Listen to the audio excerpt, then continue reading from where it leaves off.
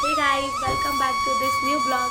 सो guys, आज मैं आपके साथ ये शेयर करने वाली हूँ कि जो छोटे बच्चों के दांत होते हैं वो कब निकलते हैं और कौन से महीने में निकलना सबसे ज़्यादा शुभ माना जाता है। क्योंकि अक्सर हम लोग ये देखते हैं कि जो हमारे छोटे बेबीज होते हैं, किसी के जो दांत होते हैं वो 6 महीने से पहले निकल जाते हैं, किसी के बाद में निकलते हैं, किसी के बहुत ज़्यादा लेट निकलते हैं।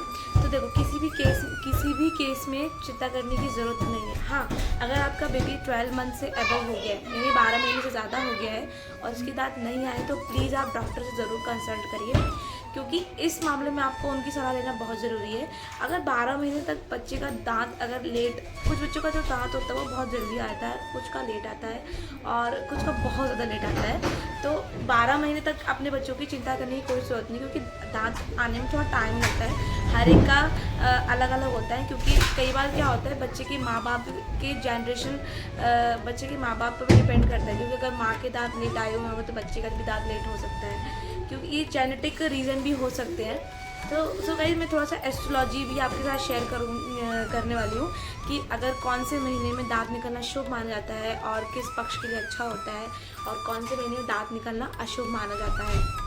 सो गाइज, प्लीज़ मेरे वीडियो में एंड तक बने रहिए, और अगर आप नए हैं तो प्लीज़ सब्सक्राइब करिए और बेल आइकन का जो बटन को प्रेस करके रखिए, क्योंकि मैं नए वीडियोस, नए शॉर्ट्स कुछ ना कुछ मैं डालती ही रहती हूँ। तो प्लीज़ आप उसका मज़ा लीजिए और प्लीज़ कमेंट ज़रूर करिए।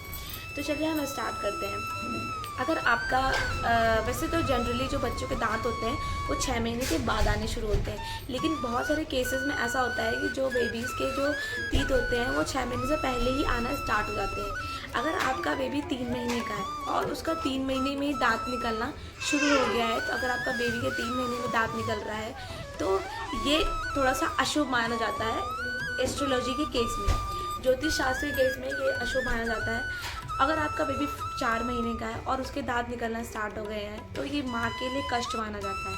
अगर आपका बेबी 5 महीने का है और उसके दांत निकलना शुरू हो गए हैं तो ये बड़े भाई के लिए कष्ट माना जाता है। और अगर आपका बेबी 6 मंथ का है, उसके दांत निकलने शुरू हुए हैं अब, तो ये बहुत ही अच्छा होता है, बहुत ही शुभ माना जाता है घर के लिए, परिवार के लिए और उसकी खुद की लाइफ के लिए भी बहुत और शुभ और बहुत अच्छा माना जाता है। अगर आपका बेबी 7 मंथ का है, उसके दांत निकलना स्टार्ट हो गए हैं, तो 7 मंथ में दांत निकलना मामा के लिए कष्ट माना जाता है। और 8वें महीने में दांत निकलना, नहीं, 7 महीने में दांत निकलने से ननिहाल पक्ष के लिए अशुभ माना जाता है। और 8 मंथ में दांत निकलने से मामा के लिए कष्ट होता है। और 9 मंथ में अगर आपके बेबी का दांत निकल रहा है तो ये पिता के व्यापार में वृद्धि करता है, पिता के लिए अच्छा माना जाता है। अगर आपके बेबी का 10 मंथ में दांत निकल रहा है तो ये आपके घर और परिवार के लिए बहुत शुभ है। और अगर आपके बेबी का 11th मंथ में दांत निकल रहा है तो इसमें धन और सुख दोनों की प्राप्ति होती है। और अगर आपके बेबी के 12 महीने में दांत निकल रहे हैं तो इसमें जो धन, दौलत, शोहरत वगैरह सब कुछ अच्छे से उसको भरपूर तरीके से मिलेगी, किसी चीज़ की कमी कभी रहेगी नहीं। तो गाइज़, ये मेरे 12 महीने तक मैंने आपको सारी डिटेल अच्छे से बता दी है। तो ऐसा होता है कि कभी कभी कुछ बच्चों के दांत जल्दी निकल जाते हैं। 6 महीने से अगर दांत जल्दी निकलते हैं तो थोड़ा सा वो बच्चे की हेल्थ के लिए और बहुत सारी चीज़ों के लिए अशुभ माना जाता है। साइंटिफिकली ऐसा कोई रीज़न नहीं है, ये सिर्फ हमारे ज्योतिष शास्त्र में ऐसा कहा जाता है, क्योंकि हमारे जो पूर्वज है, जैसे मेरे आसपास के जो बड़े बूढ़े लोग हैं वो ऐसा कहते हैं, और मैंने पढ़ा भी है इंटरनेट पे इस बारे में। तो मैंने सोचा ये कुछ नई चीज़ें हैं, मैं आपके साथ शेयर करूँ, तो इसलिए मैंने आपके साथ शेयर करी है। और वैसे अगर आपके बेबी के दांत नहीं आ रहा है, लेट हो रहा है, तो उसके दांत के मसूड़ों में आप शहद लगा के मसाज कर सकते हैं, उसे ग्राइप वाटर पिला सकते हैं, है ना। और उसको विटामिन डी वाली चीज़ें दे सकते हैं लिक्विड फॉर्म में, या फिर उसको अच्छे से ग्राइंड करके पेस्ट के फॉर्म में बच्चों को खिला सकते हैं। जैसे विटामिन डी का सिरप आता है, बच्चों को वो पिलाइए। विटामिन डी की कमी से भी दांत आने में थोड़ी सी देरी होती है बच्चों की, तो आप उसको प्रॉपर विटामिन डी पिलाइए। और कि जो विटामिन डी से रिलेटेड जो भी चीज़ें हैं खाने पीने वाली, वो बच्चों को दीजिए, तो ताकि बच्चे का सही समय में दांत निकले हैं। और बच्चों की मसूड़ों की मसाज करिए। और बच्चों में बहुत सारी परेशानियाँ, बहुत सारी तकलीफ़ें होती हैं जब वो दांत निकलने वाले होते हैं, तो आप ये सारी चीज़ें उसके साथ कर सकते हैं। अगर बच्चों को उल्टी हो रही है, बहुत बच्चों को उल्टियाँ होती हैं, बहुत बच्चों को फीवर हो जाता है, बहुत बच्चों को दस्त लग जाते हैं, है ना। हर एक बच्चे का अपना अलग अलग बॉडी है, अपने अलग अलग रीज़न है, अलग अलग पर्सन टू पर्सन चीज़ें वेरी कर जाती हैं। तो अगर बच्चों के साथ कोई भी प्रॉब्लम आपके साथ हो रही है तो सबसे फर्स्ट नंबर उसके मसूड़ों पर अच्छे से मसाज कीजिए। उसे दोनों टाइम 10 ml यानी एक ढक्कन उसको ग्राइप वाटर पिलाइए।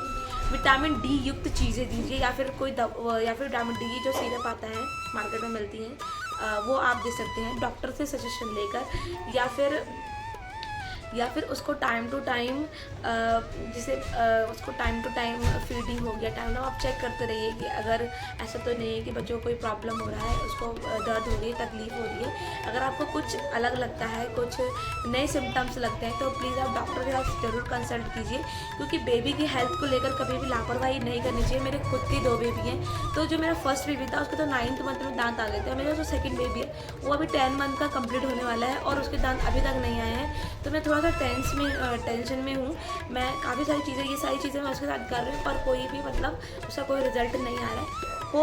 आई होप कि उसके दांत कुछ दिनों में निकल जाए। मैं भी इंतज़ार बहुत कर रही हूँ, क्योंकि जब बच्चों के दांत निकलने होते हैं तो बहुत सारी प्रॉब्लम्स क्रिएट होते हैं। कभी उसको फीवर होता है, कभी उसको लूज मोशंस होते हैं, कभी कुछ हो रहा है, कभी कुछ हो रहा है, तो समझ नहीं आता। मेरे जो बेबी उसको ना कोल्ड बहुत ज़्यादा हो रहा है, तो मतलब ऐसा सबने कहा कि उसके दांत नहीं आए हैं, इस वजह से उसको कोल्ड हो रहा है। तो अगर आपके बच्चे में कुछ ऐसे सिम्टम्स हैं तो आप ये सारी चीज़ें उसके ऊपर अप्लाई कर सकती हैं, और अगर कुछ अलग दिख रहा है तो आप डॉक्टर से ज़रूर कंसल्ट कर सकते हैं। तो गाइस ये सारी चीज़ें मैंने आपके साथ शेयर करी हैं कि कौन से महीने में दांत निकलना अच्छा होता है, कौन से महीने में दांत निकलना अच्छा नहीं होता है। गाइस ये तो एक साइड की बात हो गई है। बच्चे का दांत निकले, बच्चा स्वस्थ रहे, बच्चा हैप्पी रहे, खुश रहे, खेल रहा है, कूद रहा है, सारी एक्टिविटीज़ कर रहा है, तो कोई प्रॉब्लम नहीं है। किसी भी महीने में दांत निकले, बच्चा हेल्दी होना चाहिए। वैसे 6 मंथ के बाद ही बच्चों के दांत निकलते हैं। बहुत ही रेयर केसेस ऐसे होते हैं जो 6 मंथ से पहले दांत बच्चों के निकल जाते हैं। अगर जो भी मेरा बंदा, जो भी या बंदी, जो भी लोग मेरा यूट्यूब चैनल पर वीडियो देख रहे हैं, अगर आपके बेबी के कब दांत आए हैं, अगर 6 महीने से पहले दांत आए हैं, तो प्लीज़ आप कमेंट करके ज़रूर बताइए कि आपके बेबी के सिम्टम्स क्या रहे हैं, आपने क्या क्या उपाय किए हैं,